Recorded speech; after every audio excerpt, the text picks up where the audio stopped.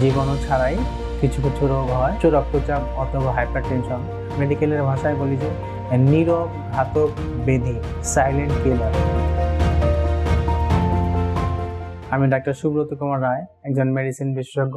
আমি আপনাদেরকে, যেহেতু একজন মেডিসিন বিশেষজ্ঞ হিসাবে আমাদের দেশের যে বর্তমানে যে রোগগুলোর উপর আমরা জোর দিচ্ছি মানুষকে রোগ ব্যাধি থেকে মুক্ত হওয়ার জন্য, সেগুলো সম্বন্ধে সম্যক ধারণা দিব।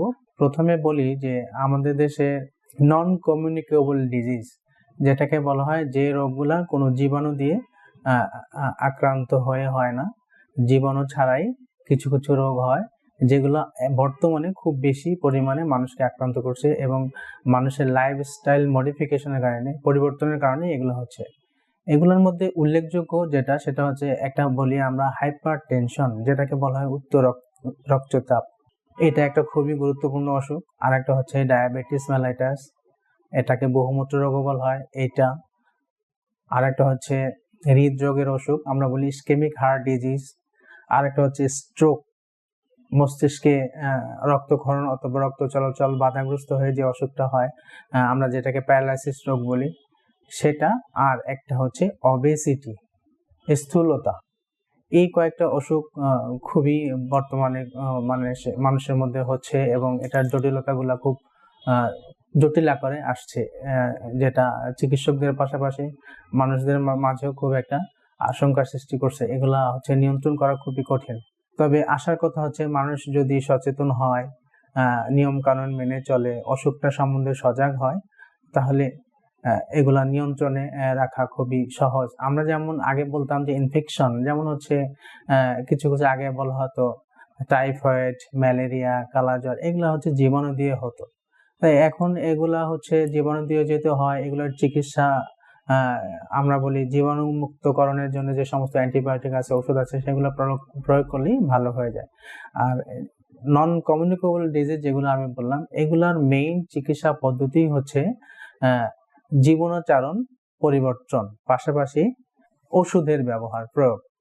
আমি যদি ধরি উচ্চ রক্তচাপ অথবা হাইপারটেনশন, মেডিকেলের ভাষায় বলি যে নীরব ঘাতক ব্যাধি, সাইলেন্ট কিলার।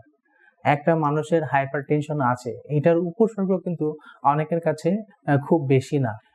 শুধুমাত্র মাথা ব্যথা থাকলো, কারো ঘুম কম হয়ে যাওয়া, মাথার পিছনের দিকে ভার হওয়া, ঘাড়ের দিকে ব্যথা হওয়া, সেটা হয়, আবার এমনিতেই ভালো হয়ে যায়।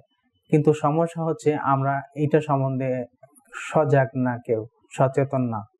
চিকিৎসা না করলে এটা যে ক্ষতি হবে, তার মধ্যে সবচেয়ে ইম্পর্টেন্ট যেটা, সেটা হচ্ছে ব্রেইন এফেক্ট করবে, স্ট্রোক হয়ে যাবে, চোখ এফেক্ট করবে, ব্লাইন্ডনেস হয়ে যাবে, হার্ট এফেক্ট করবে, সেটাকে অনেক সময় হার্ট ফেলিওর হয়ে যাবে, কিডনি এফেক্ট করবে, কিডনি ফেলিওর হয়ে যাবে। এই জটিলতাগুলো থেকে মুক্ত থাকতে হলে মানুষ যতই বলুক না কেন মানে হাইপারটেনশনের ওষুধ লাগবে না, চিকিৎসা লাগবে না, এটা একটা ভুল ধারণা। তো এই জটিলতাগুলো থেকে মুক্তি পেতে হলে আমাদের অবশ্যই জীবনাচরণ পরিবর্তনের পাশাপাশি ওষুধও খেতে হবে। জীবনাচরণ পরিবর্তনের মধ্যে আমরা প্রথমেই বলবো যে সুস্থ থাকার জন্য একটা মানুষের যে শারীরিক পরিশ্রম, সেটা আমাদের বিশেষ করে শহর এলাকায় হয় না। শহরের মানুষ যারা পরিশ্রম কম করে, তাদের এটা বেশি। সেক্ষেত্রে আমরা বলি যে প্রথমেই হচ্ছে ওজন নিয়ন্ত্রণ করা, দৈনিক পরিমিত ব্যায়াম করা। আমরা বলি যে সিম্পলি হাঁটা, দৈনিক যদি কেউ 40 মিনিট হাঁটে সপ্তাহে 5 দিন, আমরা বলি যে অ্যাটলিস্ট 150 মিনিটও যদি হাঁটা হয় সপ্তাহে, তাহলে সেটা একটা খুব উপকারী। পাশাপাশি খাদ্যাভ্যাসের পরিবর্তন, যেমন আমরা চর্বি জাতীয় খাবারটা অ্যাভয়েড করব, যেমন গরুর মাংস, খাসির মাংস, ডিমের কুসুম, এগুলা অ্যাভয়েড করার চেষ্টা করব।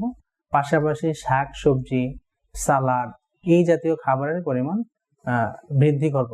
যাদের হাই প্রেশার থাকবে, উচ্চ রক্তচাপ থাকবে, তাদের ক্ষেত্রে আমরা অবশ্যই পাতে লবণ, কাঁচা লবণ বলি আমরা, কাঁচা লবণটা অ্যাভয়েড করার চেষ্টা করব। এটা যদি আমরা কন্টিনিউ করি, তাহলে কখনোই ব্লাড প্রেশারটা নিয়ন্ত্রণে আসবে না। সব শেষে আমরা বলবো যে ওষুধ। এখন হচ্ছে ওষুধ যদি কারো ক্ষেত্রে প্রেশার নিয়ন্ত্রণের জন্য দরকার হয়, এটা মনে রাখতে হবে যে এটা একবার ওষুধ শুরু করলে, আমরা বলি যে সাধারণত সারা জীবনই খেতে হয়। তার কারণ এই হাই প্রেশার এমন একটা অসুখ যেটা কখনো ভালো হবে না, আপনার চিকিৎসাটা উদ্দেশ্যই হচ্ছে এটাকে নিয়ন্ত্রণে রাখা। নিয়ন্ত্রণে রাখার পদ্ধতি হচ্ছে একটা জীবনাচরণ পরিবর্তন, আর একটা হচ্ছে ওষুধ।